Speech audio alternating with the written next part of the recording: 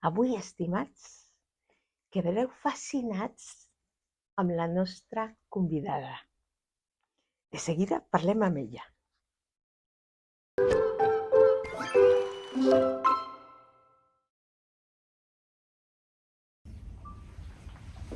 Com us comentava abans, avui tenim una fantàstica convidada. Oyuna, moltíssimes gràcies per estar aquí amb nosaltres. Yo encantada de venir aquí, de 3 participar. anys, oi? Darrere teu? Més o menys, Bueno, sabes? imagino que és la culpa de la pandèmia. Exacte, exacte. I a més, la culpa de que estàs ficada a tot arreu. Fem moltes coses. Sí, hem fet moltes coses, això és veritat, també. Sí, sí. No parem, com han de ser. Exacte, i tant. Això que tu em deies, jo políticament soc de Rússia, Sí. però realment soc de la República de Buriàtia. Aviam. Explica'ns això. Com ja sabeu o imagineu, el país de Rússia és un país molt gran i allà conviuen més de 100 ètnies. I una d'aquestes ètnies és ètnia buriats. La República de Buriàtia està situada al llac Baikal. És al nord de Mongòlia, prop, diguem-ne, com catalans del nord que viuen a França, som els mongols del nord que vivim a Rússia. D'acord. I de mongols n'hi ha 14 o 15 diferents tribus, i els 3 majors tribus són el Khalkh, Buriat i Kalmyk. Els Khalkh viuen a Mongòlia, els Buriats som nosaltres, els que estem a sobre de Mongòlia, i els Kalmyks viuen a la part europea de Rússia. I tots som mongols. I a nivell de número, qui són els més nombrosos de vosaltres 3? Jo diria que són els Khalkh, els de Mongòlia. I com es diu la llengua que ells parlen? La llengua, diguem-ne, és la mateixa, Mm? però la diem entre nosaltres Khalkh mongol, Buriat mongol i Kalmyk mongol. D'acord, d'acord. O sigui que és... Però, diguem-ne, l'arrel de la llengua és la mateixa. D'acord. O sigui, és com si diguéssim... pregunto, des de la ignorància, és com si diguéssim el català de Menorca, per exemple, és una forma dialectal diferent, però no deixa de ser català. O el català del País Valencià, o el català d'Andorra. Bé, potser una mica més complicat, però podríem dir que ja més o menys s'assemblaria. Doncs explica'ns com seria si tot i que és complicat. La llengua buriata és que té més síl·labes, és que té més vocals. Val. I la llengua dels mongol i calmics són com tenen més consonants que vocals, diguem-ne. D'acord. Molt bé. Però entre vosaltres sí que us podeu entendre. Jo diria que si un cop que estàs allà a l'entorn i estàs allà un temps i t'hi pots entendre. Fantàstic. El Genghis Khan, el Khan més important de mongols, Sí? va crear escritura i va unificar a través d'aquesta escritura les llengües mongoles. Molt interessant. I l'escriptura mongola, aquesta vertical, la poden llegir, diguem-ne, tots, com buriats, com mongols, com Khalkh mongols, com calmecs. I si jo digués, vull aprendre la teva llengua, quant de temps necessito per poder aprendre-la? Perquè suposo que... Bueno, jo diria que la millor manera d'aprendre d'idioma és... anar-me cap allà. Això mateix, submergir-se allà i més o menys, diguem-ne, un any no entendre i no parlar, però al final, i el següent any ja parlaràs. Ah, però és només un anyet. Ok, mira, m'ho rumio. Bueno, jo diria com jo aquí, perquè a mi el primer any va ser així. El primer any. I Sí, vas arribar directament a Terrassa o vas viure en un altre poble abans? no, vaig venir... Bueno, clar, primer amb el meu marit, amb l'Oriol, ens vam conèixer al festival. Sí, sí, explica'ns això, perquè és fantàstic, és molt bonic, Ah, és una història d'amor. l'any 2002 jo era cantant i també feia algunes tasques administratives a dins del Teatre Nacional de Dansa i Música de la República de Burètia, bueno, Baikal, però en aquella època es deia Batmasasek, bueno, Baikal, podríem dir. I, i llavors vam participar a diferents festivals internacionals folclòrics aquí en Espanya, a França, també vam fer una actuació a Alemanya, a Moscou. Bueno. I a Catalunya, a Espanya, vam estar a 12 festivals, començant per Portugaleta i vam acabar a Lorca. I el penúltim festival van ser Jornades Internacionals Folclòriques de Catalunya, organitzades per l'associació Adifolk. I nosaltres presentàvem al grup de la República de Burètia, de la ètnia burets, i allà vaig conèixer el meu marit, que era el nostre guia, i llavors allà va ser el primer contacte de parlar, no? Com ens vam fer amics. I llavors, quan es va acabar el festival, jo li vaig dir, diguem-ne, la frase típica, clàssica, no? Tu, quan vulguis, sempre les nostres portes sempre estaran obertes. Si tu vols venir a Sibèria, si vens, sempre pots quedar-te a casa nostra. La meva família és molt hospitalària, així que nosaltres estarem encantats si tu vens a Sibèria. I per dins meu pensava, com vindrà aquest noi mediterrani allà a Sibèria A passar fred. a passar fred.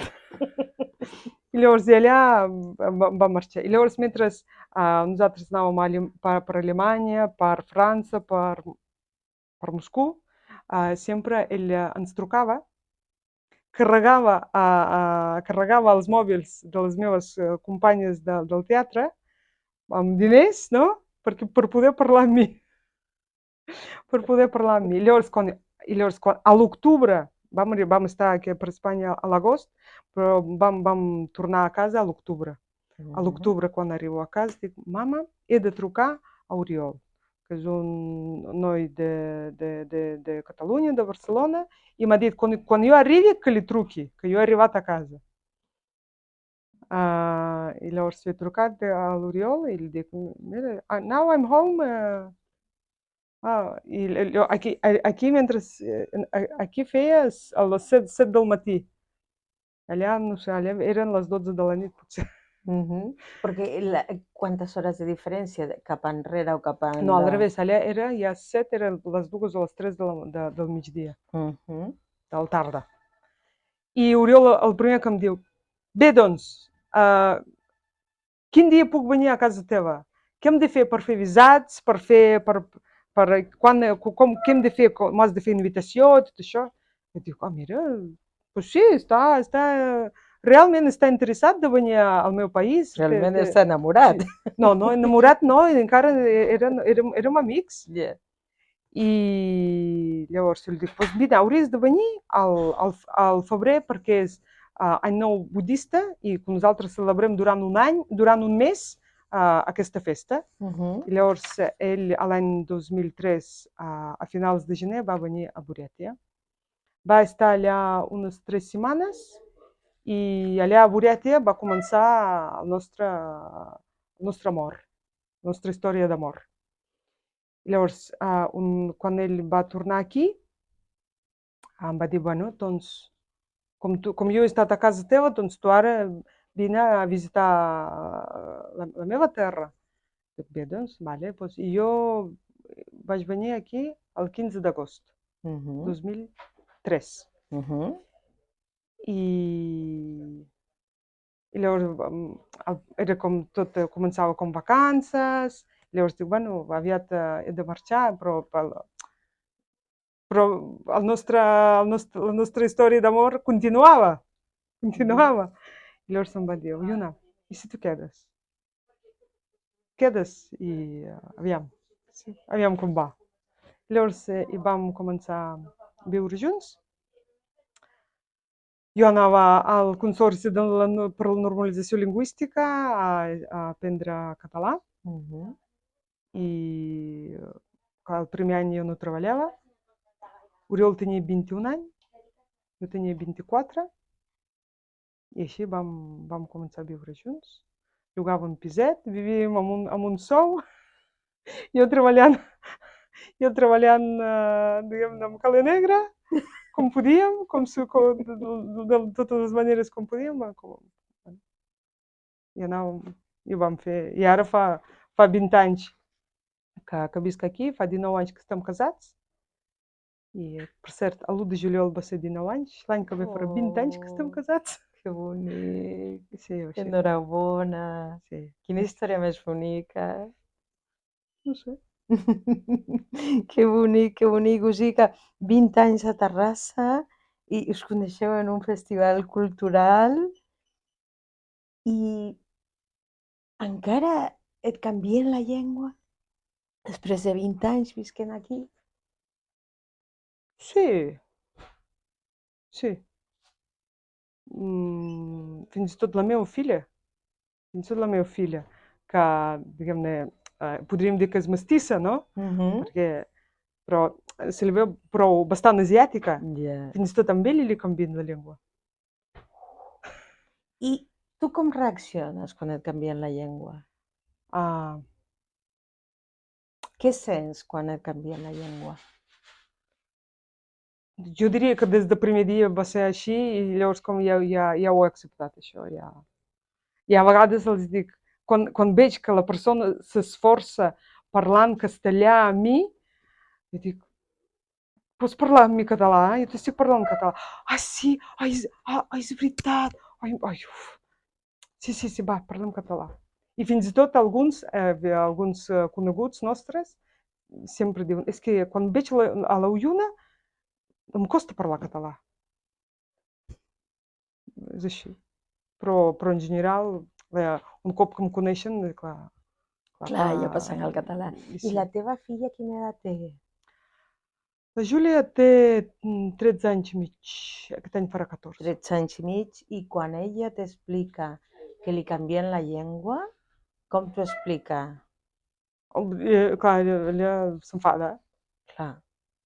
I què fa? Com reacciona ella? Perquè, clar, per una nena autòctona ha de ser dur que li canvien la llengua.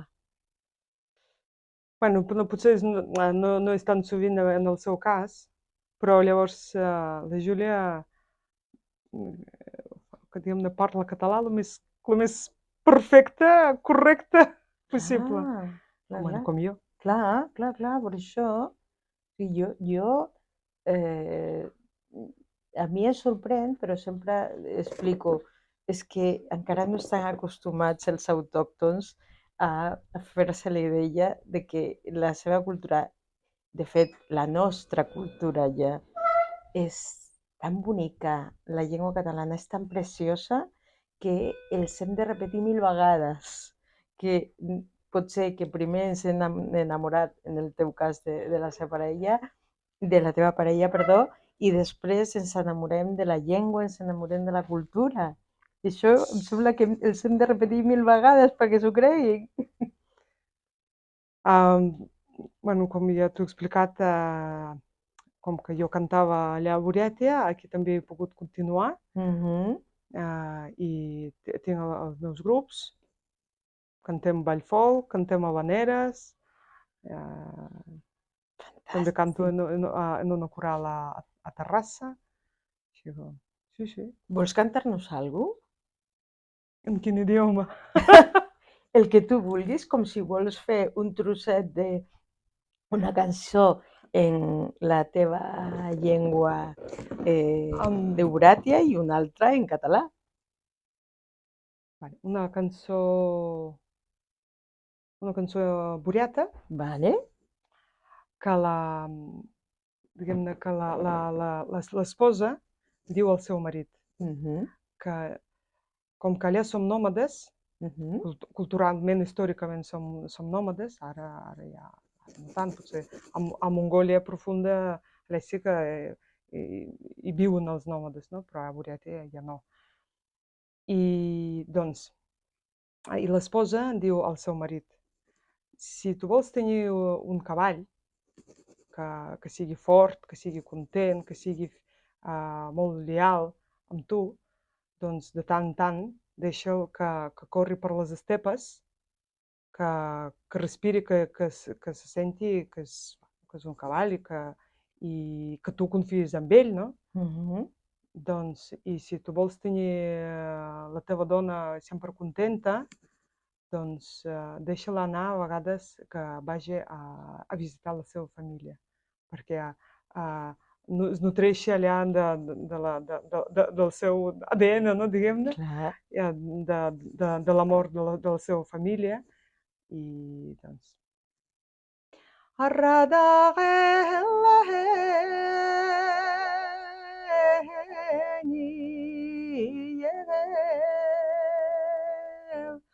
Ona halage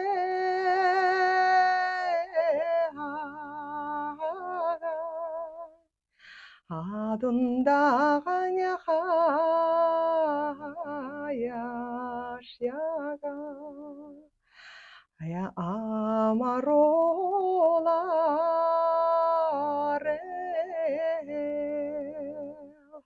edralata namahante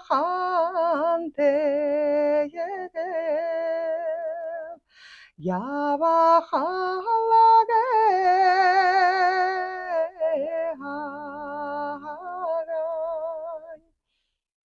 avindaga mahayashyaga amarolare.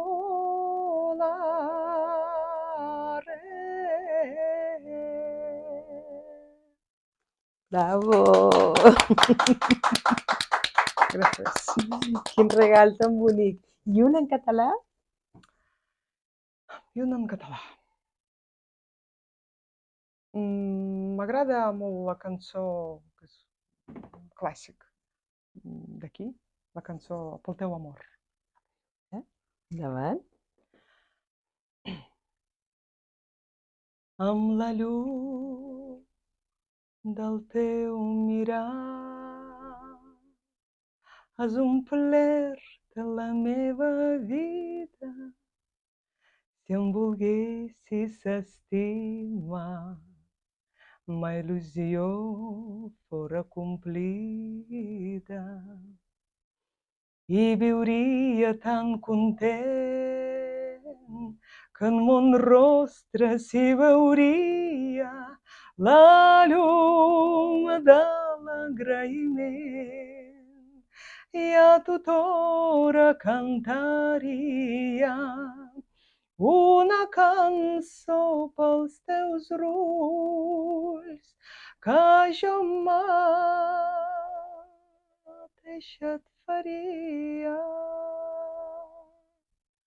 i una cançó pels teus ulls perquè enmig de tants esculls ells fossin la meva guia. Rosó, rosó, llum de la meva vida. Rosó,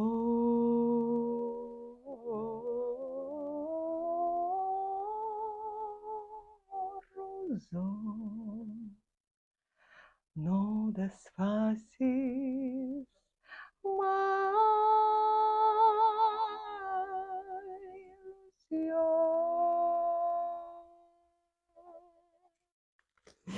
Bravo! Gràcies.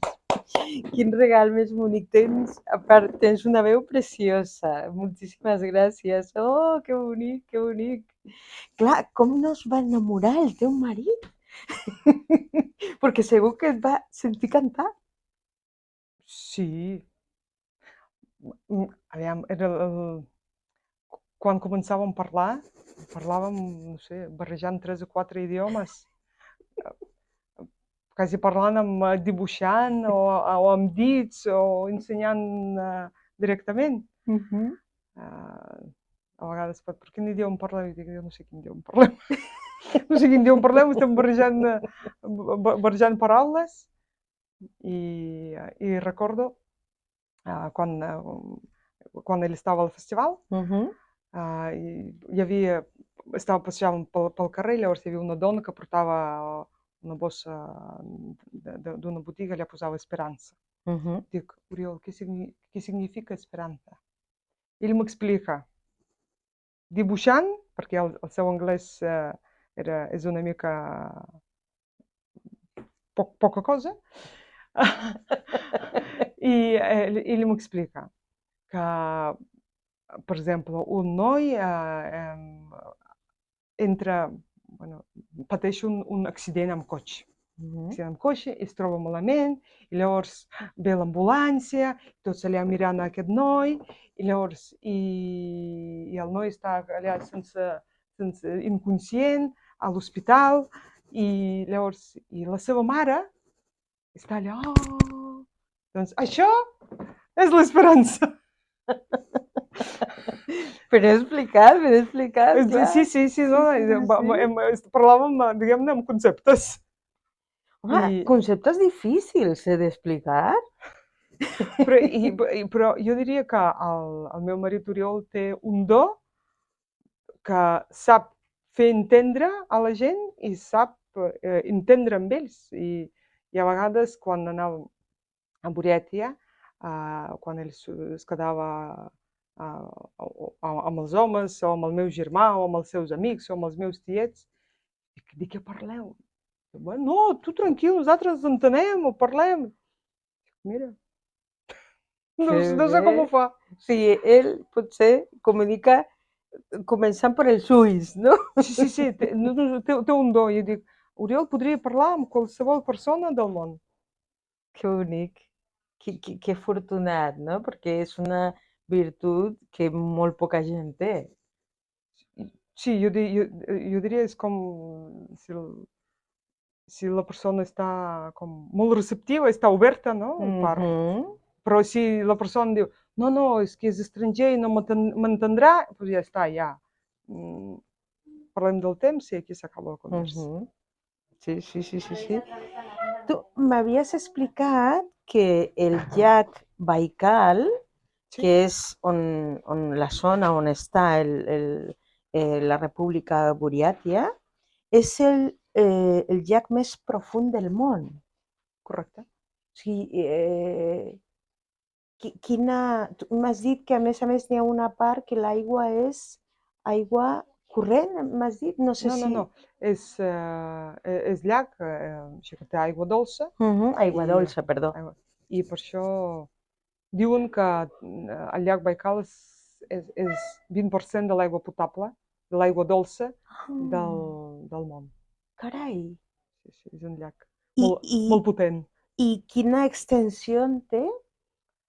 És un llac de profunditat, és 1.600, 1.800, més o menys, metres. I de llarg, jo diria que, perquè és com allargat, i més o menys jo diria uns 700 quilòmetres de llarg, i d'amplada pot arribar a 80 quilòmetres. I pregunto, quin tipus de peixos o quin tipus d'animals pots pescar en aquest llac o no? Sí, allà hi ha peixos, allà hi ha pescadors. El meu avi era pescador pescava el peix allà. També allà hi ha foques. Les úniques foques d'aigua dolça del món també estan allà. I també tenen la seva fauna de llac. I quin tipus de peix, per exemple, tu ens recomanaries dels peixos que pesqueu allí, valga la redundància, quins tipus diries, quan aneu a la República de Buràtia, heu de provar Heu de provar, aquests... jo no sé com es diu aquí, però allà es diu òmul. Omoll, Òmul. òmul, Òmul. Òmul, que bueno, és un peix més o menys així sí. i està molt bo. Oh, que bo. I què més hem de provar allà? Jo ja estic pensant, tinc gana, perquè jo estic pensant en menjar. Què més hem de provar quan anem cap allà? També heu de provar bosa. Mm? Bosa es fa amb la massa, amb farina, i després a dins es posa carn picada i abans a la carn picada posa una mica d'aigua perquè hi hagi una humitat, no? I aquests farcellets emboliquen amb aquesta pasta i les couen al vapor. I quan la carn es cou, llavors s'encongeix, però i es queda el caldo a dins de la bosa, a dins del farcellet aquest. Llavors, quan primer amb les dents fas el foradet a la pasta, veus el caldo, que està molt, molt, molt concentrat, perquè de la carn, no? Després menges tot plegat i això és boníssim. I tu has pogut cuinar coses del teu país aquí o és difícil trobar els ingredients?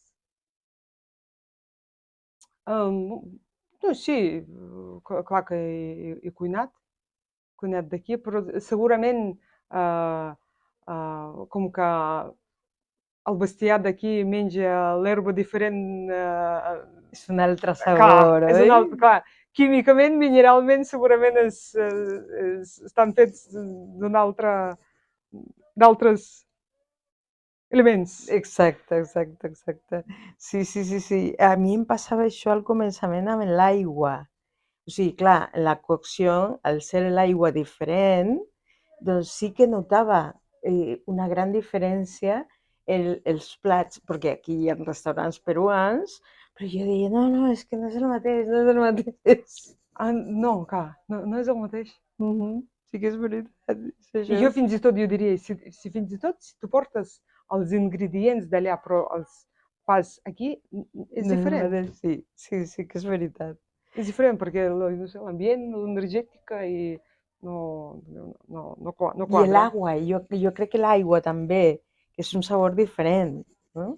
Bueno, no sé, en el meu cas. Doncs, Oyuna, mil gràcies. Ha estat, has estat tot un regal.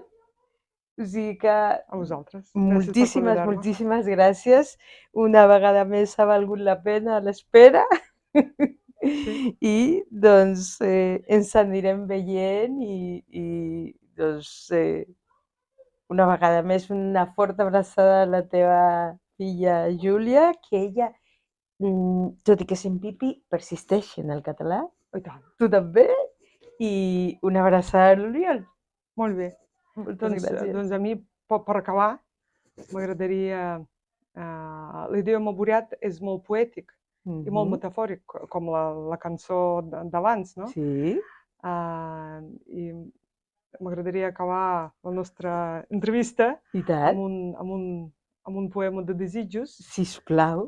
bons auguris, que heu intentat traduir. Us desitjo el cel clar sobre el cap, la terra ferma sota els peus. Els dies de calor, trobar un arbre que us faci ombra. Pel camí llarg, trobar una font amb aigua fresca.